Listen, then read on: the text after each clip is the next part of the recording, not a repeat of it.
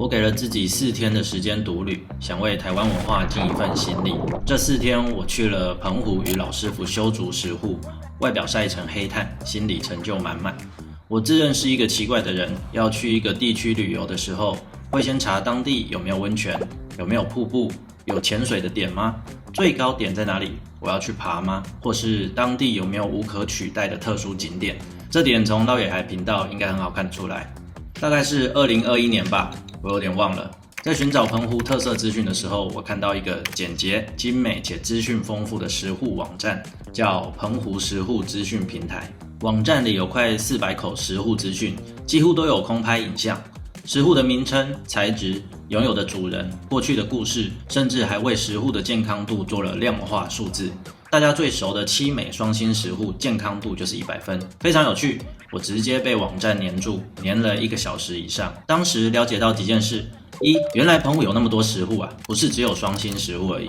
2，原來澎湖是世界上石滬數量數1數2多的地區，尤其是吉貝島，石滬的故鄉。3，澎湖石滬絕對是當地無可取代的特殊景點。在我看完這個網站，我就這麼覺得了。後來才知道，原來澎湖石滬早在2009年就被文化部入選為台灣世界遺產潛力點。這裡岔個題，我們常聽到的世界遺產是聯合國教科文組織管理的。那台灣因為政治的因素，並沒有在聯合國裡面，所以呢，我們台灣沒有世界遺產。在這麼多年的旅遊當中，去看了很多國外的自然風景，其實台灣一點都沒有輸，只是因為政治因素，我們沒有世界遺產而已。不過這樣也好，沒有世界遺產的管理，我們更好親近。好，拉回來，逛石滬網站逛到差不多的時候，我想說澎湖縣政府還真有心啊，做了一個這麼好的網站。結果按了網站的關於我們，哇，我才發現根本不是什麼政府機關做的網站，是一個叫做離島出走的團隊做的。2位澎湖青年在台灣念書後返鄉創立，帶着團隊夥伴一步步建立資訊平台。我覺得很有心，也很感動。於是，在2023年春，剛好有個機會要去澎湖，我鼓起勇氣以撈野海的名義發了信給離島出走團隊。相信我，我是很哀的，我很少寫信，詢問他們能不能一起到石滬的故鄉吉貝島拍攝石滬。也很榮幸的在同年的4月與離島出走，在吉貝島拍了一部石滬影片。雖然以當時的流量來說，這部影片看的人不算多，但我完成了心願，空拍下吉貝島上我最想拍的巨大海洋之心石滬。它的名字叫凹滬。好，我承認這個巨大海洋之心是我自己取的。當初的原計劃，我是要等潮水退了以後，站上這個海洋之心石滬上面空拍。但後來變天了，做大風，沒有辦法完成這個心願。以後我會再去。時間來到2025年夏天，我在撈野海的工作上做了調整，增加了自己的時間，也沒有強求一定要2個人一起拍攝影片了。看到離島出走在 IG 上有石滬傳習生的招募資訊，我看一下行事曆，走吧，我想為這份文化盡一份心力。早，今天是澎湖獨旅的第1天，早上11點就要坐船出海去修滬了，所以我坐第1班的飛機，現在才6點40，小港機場。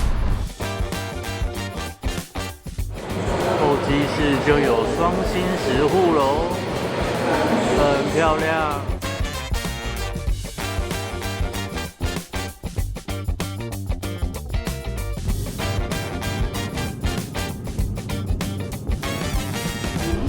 到了，很快。澎湖馬公機場，因為是軍民合用機場，就不拍降落了。我要去租車，開啟我這5天的修滬之旅。租車完成，走吧，戰鬥吧！租好車，直接前往集合點。運氣還不錯，這幾天的預報是多雲的天氣，但不會下大雨。對修築石滬這種長時間曝曬的行程，很可以啊。這次參加離島出走工作室發起的海的戶口名簿計劃是不用收費的，只要自己買好機票、住宿、租個車就好了。好佛啊！這個計劃透過1年1戶的修復行動，讓逐漸消失的海洋文化資產重新被看見。口袋能如此輕鬆，跟着老師傅學習文化記憶，我心裡非常雀躍。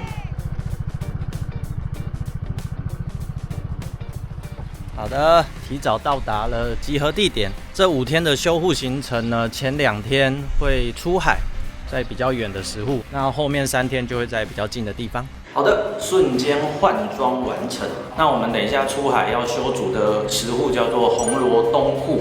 從衛星圖可以明顯看到東戶的輪廓很大，一旁是知名景點青螺沙嘴。其實退潮的時候是可以從沙嘴游進東戶的，但有點遠，而且等退潮會太晚，所以我們要從沙港漁港坐船到離石戶護房最近的地方。護房就是愛心那裡，可以看到地圖上深色的部分是船可以開的。開到最近的距離再下船修築石戶。東戶全長560公尺，是很長的石戶。空拍照片中讓我最有印象的特色是在右戶灣的地方，有一個像香吉士一樣的漩渦狀捲眉毛，跟其他石戶很不一樣，特別有趣。東戶近年來一直有個嚴重淤積的問題。2年前，團隊試着把護房頂點打開，希望淤沙能隨着潮水自然流出，但效果不彰。所以今天的任務就是要來看看它，並填補它心裡的小缺口啊！來到東戶，還有一個值得一提的事，就是旁邊連着全澎湖第一大的石戶，就叫大戶，全長約1200公尺，相當壯觀，是很健康的石戶，目前還能捕到不少漁獲哦。如果你是大戶家的人啊，那就是一種大戶人家。OK， 好，謝謝。比較貴，再下去。謝謝。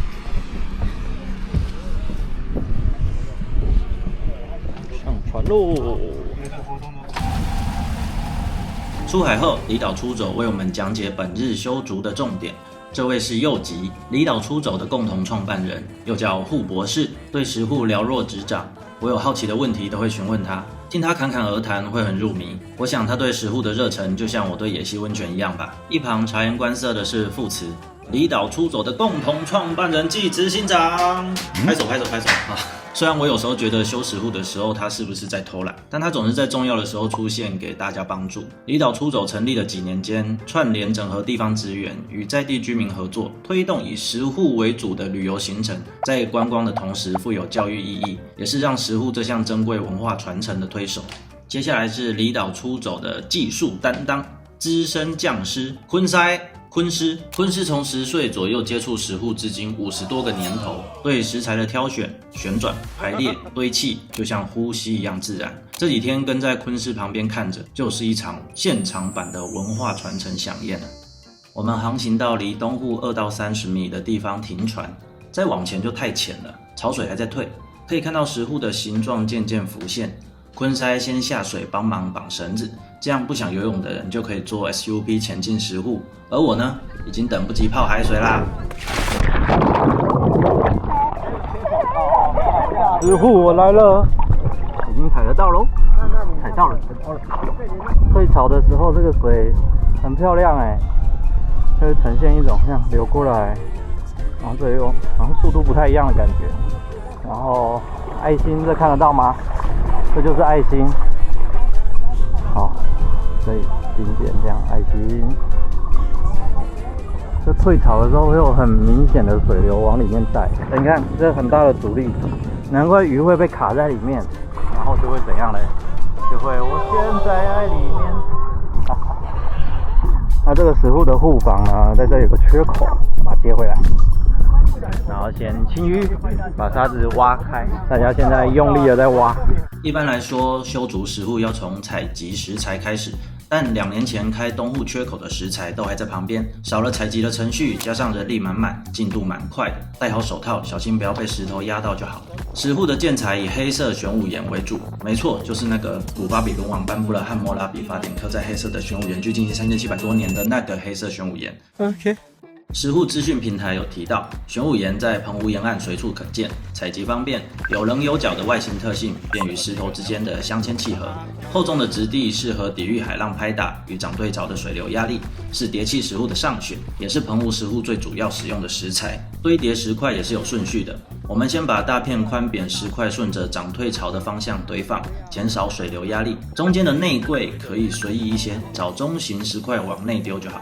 這個動作叫做填櫃。正常來說，如果是這個食物是在外海的話，它這個裡面的石頭也不會像我們剛才那樣子隨便放，他们也会一顆一顆石頭站着擺好。但是因為這個石壺已經失去作用，沒有漁業功能，那加上有些浸嫩的石壺風浪沒那麼大，它就會像我們剛才一樣，下面打底就不用那麼講究。而石壺的最終形態是要可以在上面行走的，所以最後要做修面這個收尾動作，就是要把它上面鋪平，利用這些石頭做收納整理。裡面的這些石頭就是開始，它是要用站立的方式，外面都是躺的嘛，要維持一定的一個水平面。你把它立起來的話，就會像釘子一樣，會越踩越緊。對，所以這邊的石頭都可以重新整理。我就說吧，抓到再偷懶，開玩笑的。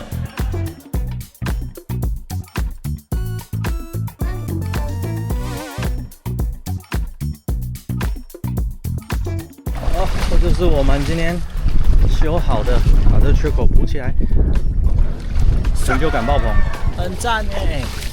OK， 紅螺東戶修築完成，成就感爆棚。離回程還有一段時間，還記得有一個香吉士卷眉毛的右戶灣嗎？走過去看看，還真的是一樣的卷眉毛，很特別。這裡沒有申請核准是不能飛空拍的，我就用360+3米桿帶看看咯。解釋一下什麼叫護灣，就是這個石壺啊，這個身角的最外面就會有一個彎，就叫護灣。那這個彎的用意就是要讓魚更高的幾率游不出去，然後往護ฝั่的方向去游，然後最後被吸進去這樣。最後加碼，還記得東戶旁邊有一口全澎湖最大的石壺嗎？就叫大戶那個。來都來了，一定要去護ฝั่看看。到了大戶，哇，很壯觀哎。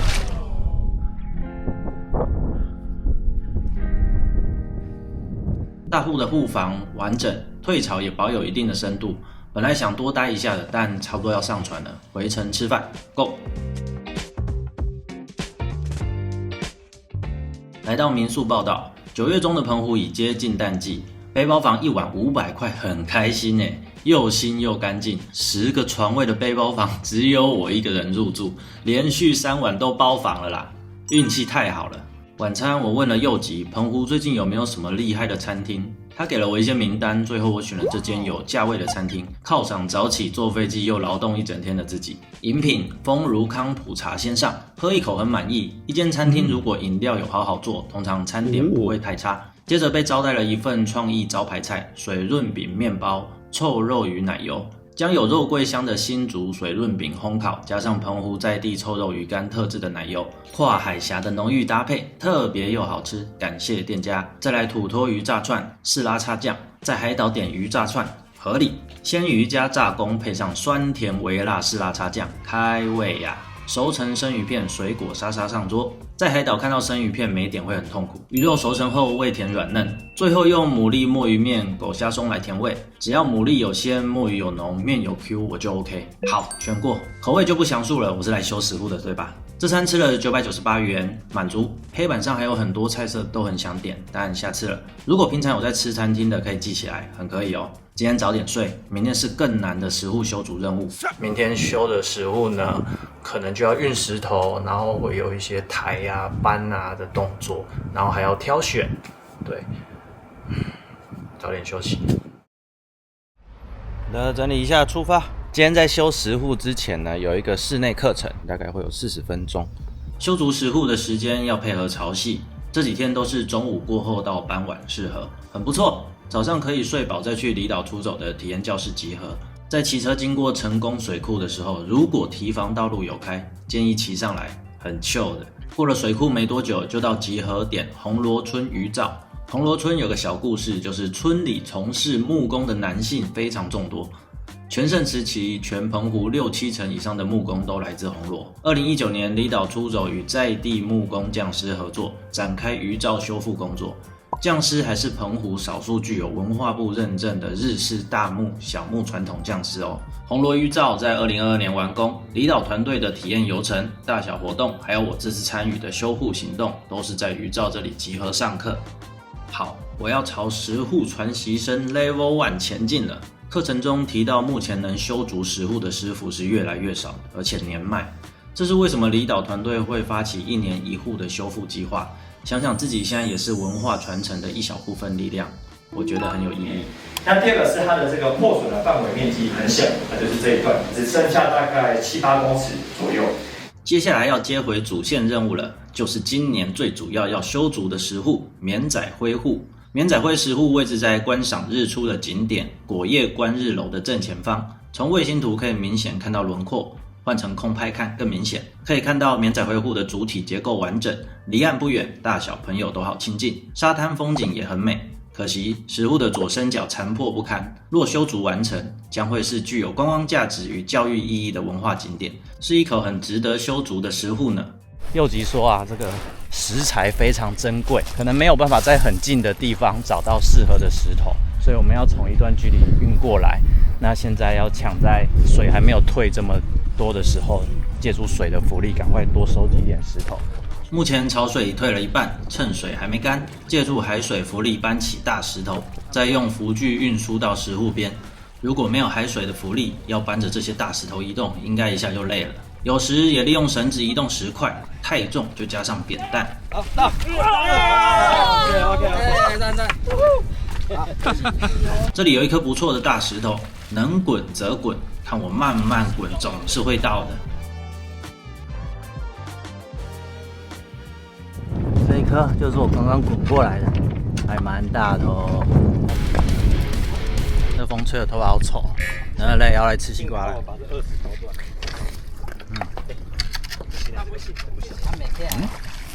隨着潮水退去，以沒有浮力的幫助，我們開始找中型石塊站成一條運輸線做填櫃的動作。真的超大顆的，我就在旁邊畫修。1、2、3，哦，太棒了！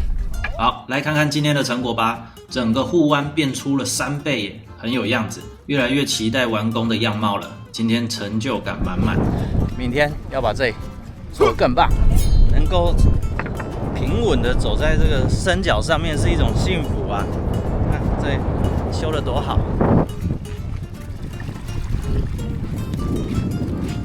這就是免仔灰戶愛心。回去嘍，回去嘍。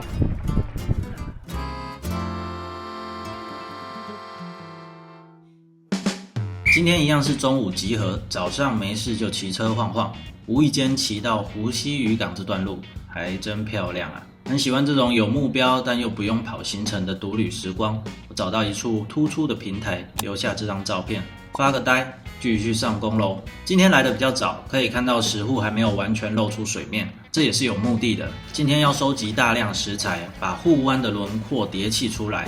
趁石戶還在水面下，我們利用浮具把大石頭運到石戶體正上方，直接倒下去。等水退了，就知道誰沒穿褲，或是等水退了再將聚集好的石頭排列堆砌，能省下很多事。說真的，這個翻下石頭的過程非常療癒。大家輪流輸出，輪流休息，一趟又一趟，聚集了很多石頭。小訝異的是，這粗重的活動男女比約一半一半，有幾天還是女多男少。看來喜歡文化的重量是比石頭還重的啊。我們負責採集，昆師與學長細心堆砌石塊，每個石頭都經過翻轉嘗試，找到屬於它的位置。今天大概活動了3個多小時，右吉在海上敲了一顆下午茶給我。這個牡蠣完全沒有噁心感，還非常好吃，推哦。海中牛奶很營養，它其實是稠的，對，應該去找好不好？對啊，很多啊。好了，今天的護灣已經成型，我們很棒。第3天結束，也是非常有成就感。大家可以看这個我錄的縮時開始退潮，慢慢退到底，然後整個石戶跑出來，然後旁邊乾掉的時候，明天就來做一個收尾的動作，然後明天就可以完成了。好，回去盥洗吃飯嘍。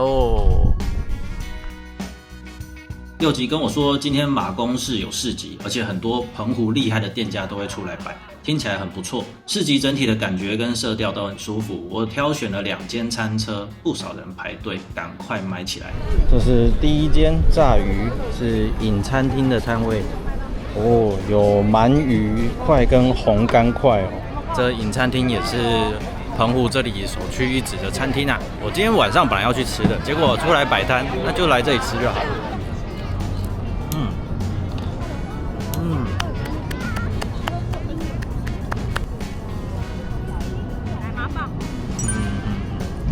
喝，這是景甲的4級限定迷你漢堡。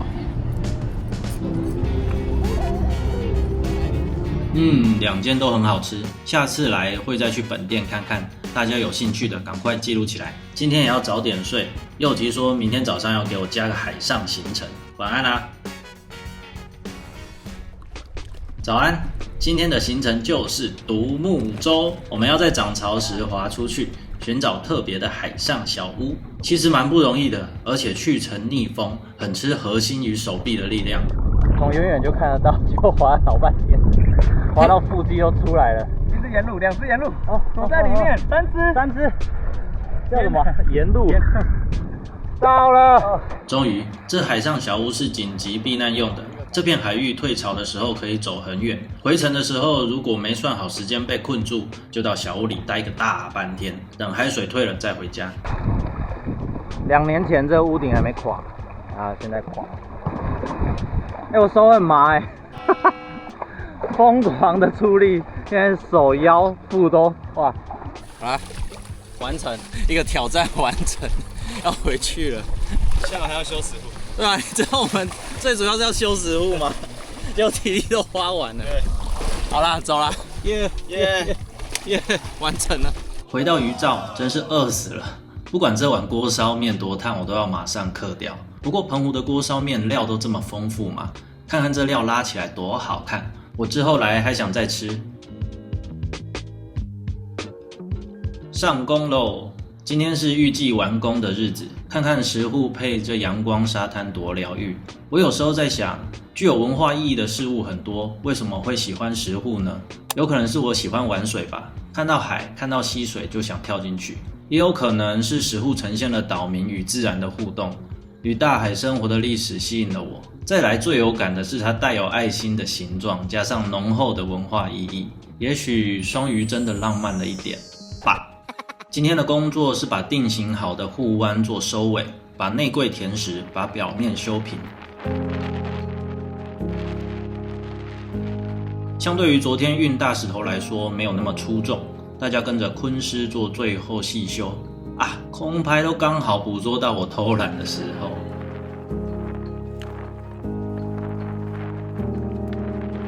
終於大功告成啦！看看這護灣尾段多肥美，好像一隻金鯊一樣，很有成就感。接着來看一下 Before After。2025年6月初，左伸角殘破不堪；6月底，左伸角延伸出來，但還沒有護灣的形狀。9月9日，有一點護灣的線條出現了。9月21日，完工有明顯的護灣。接着隔天強台滑袈裟從台灣南方掠過，這是9月24日。綿仔灰挺過颱風的樣子，很棒很棒，健健康康哦。然後我好像一直沒有提到護灣的作用是什麼。護灣是為了不讓進入石滬的魚群游出去，透過彎曲的石體將魚群的回游方向回轉進石滬內，就這樣游着游着，傻傻的跑到愛心裡面去了。接下來就等着打撈上岸啊，是一種傳統的陷阱漁法。再來從護灣的屁股看看吧。這個角度最明顯看出差異，曲線是不是很肥美啊？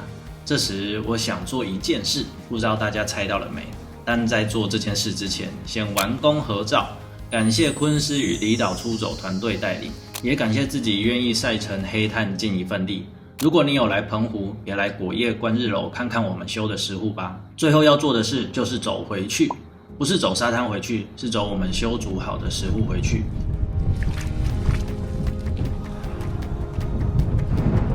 修築好的尾段寬大又緊實，我試着加快腳步，看看夠不夠平穩，確實不用擔心。其實走上來幾步以後，我當時眼眶就有點濕濕的了，只是為了一鏡到底，沒有把鏡頭轉向自己。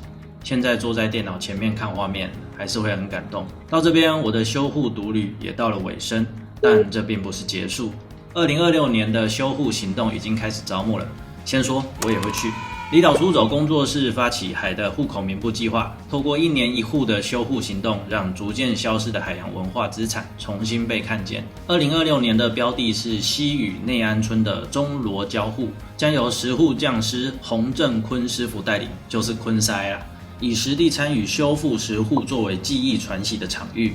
傳習活動將於9月7日至13日，以及9月23日至28日舉行。我也會選一段時間過去。歡迎對海洋文化、文化保存或石滬修復有興趣的朋友一起加入，來跟匠師學習，來認識離島團隊，或與我一起為文化傳承盡一份力。詳細招募資訊，請見下方說明欄。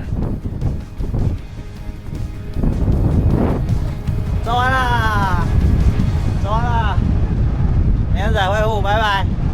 好，回台灣了，拜。海邊的仙科剛敲下來的。我們最後來填這邊就好了，我們填這邊。超好吃，牛奶的味道。